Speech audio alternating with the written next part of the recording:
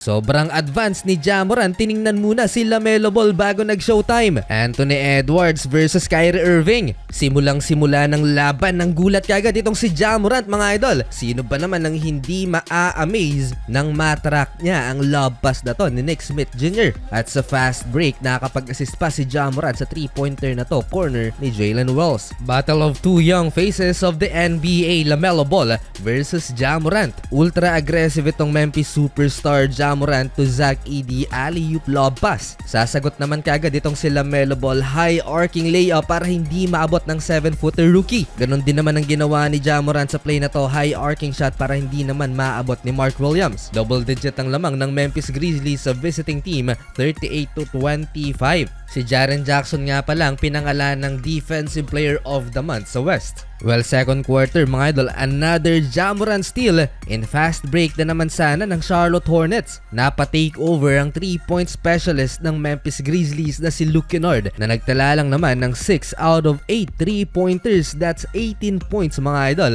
para kay Luke. 30-point lead at the half for Memphis Grizzlies, 78-48. Third quarter, struggle pa rin si LaMelo Ball, 12 points at 26% lamang sa field. Habang si Ja Morant nag-e-enjoy showtime na showtime, hindi sa pag-dunks, kundi sa assist. 9 assists na for Ja Morant.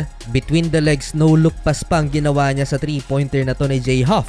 Mukhang may gustong patunayan yata si Ja Morant, mga idol, kay LaMelo Ball na siya ang mas better point guard sa kanilang dalawa. In 3 quarters, nag-attempt lamang ng 5 tira itong si Ja Morant. Eto, third steal din ni Ja Morant, nang hina si Cody Martin at sa transition, tiningnan pa si LaMelo Ball. One more assist by Ja Morant and that's a double-double for Memphis superstar, 11 points, 10 assists. After nyan, inupo na si Ja Morant dahil lagpas isang buwan na ang lamang ng Grizzlies. Though tambak ang Charlotte Hornets, pinaglaro pa din sa fourth quarter si Ja Morant at buwis buhay sa pag-save ng bola. Kumailalim pa sa bleacher si Ja Morant and after niya nakapagtala naman ng 3-pointer si Ja. Surprisingly, halfway ng fourth quarter, na ibaba pa sa 20 points ng Charlotte Hornets ang lamang ng Memphis. Two-man game si LaMelo Ball at Mark Williams na may 36 points na. 4 minutes left, still a double-digit lead for the Memphis Grizzlies at hindi na rin nahabol yan ng Charlotte. Panalo pa rin ang team ni Ja Morant. Dito naman tayo sa dikit na laban ng Minnesota Timberwolves at Dallas Mavericks. Friendly fire.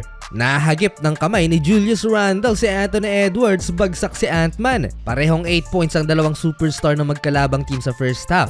Nagkalabasan pa ng angas itong si Jaden McDaniels at Maxi Klebas sa third quarter. Halfway, nagkasagutan ng dalawa. Daming kulang sa lineup ng Dallas Mavericks. Wala pa rin si Luka Doncic. Wala din si Derek Lively II. Kailangang buhatin ni Kyrie Irving ang Dallas Mavericks, 86-82 going into fourth quarter. Lamang ng 4 ang Minnesota Timberwolves. Problema ng Dallas Mavericks, lumobo sa isang dosena ang kalamangan ng visiting team, 99-87, 3 minuto na magsimula ang final quarter. Halfway, here comes Kyrie Irving with a deep 3-pointer to cut the Minnesota Timberwolves lead into 101-100. Yun lang at hindi nila napagpatuloy yung momentum at muling lumobo sa 9 points ang inahabol ng Dallas Mavericks down the stretch. Under a minute ng fourth quarter, muling nag-run ng Dallas Mavericks, nakat nila sa 3 ang lamang ng Minnesota Timberwolves. Pero kinulang na sila, mga idol, sa oras and the Timberwolves gets the win. Sayang yung game tying 3-pointer sana ni Kyrie na imintis. Good defense by Edwards.